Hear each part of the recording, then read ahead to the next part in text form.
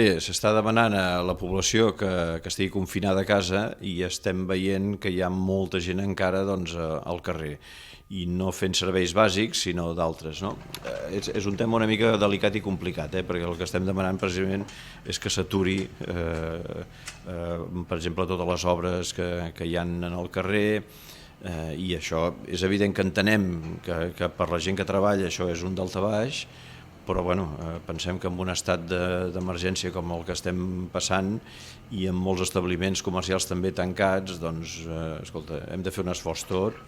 i aquests 15 dies, com a mínim, hauríem d'estar tots a casa. Per tant, aquestes obres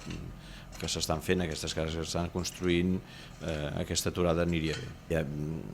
I això vol dir que igual van, diguem-ho així, al súper a acabar de comprar allò que necessiten en aquell moment o s'espavilen per tenir en algun lloc on hi hagi uns cafès o uns aigues i, evidentment, també les mesures higièniques també no són les que haurien de ser, no? I, per tant, ja que hi som i ja que ho fem, fem-ho bé i apel·lem una mica al civisme de tota la gent que es quedi a casa, pensem també que aquí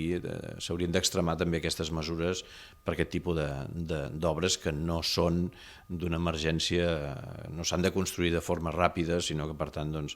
per una aturada de 15 dies o un mes podrien estar aturades. Som conscients que estem demanant també un esforç econòmic, és a dir, aquestes petites, hi ha vegades que són petites constructores, però precisament també per això reclamaríem que el govern espanyol aclarís molt bé els ajuts que hi haurà per aquestes empreses també, no? I per altres empreses que han tingut que tancar.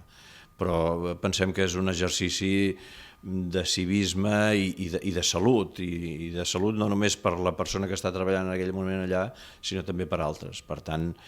jo penso que ha de primar en aquests moments, ha de primar la salut, i la responsabilitat de la gent ha de ser quedar-se a casa, i si convé tots, doncs tots.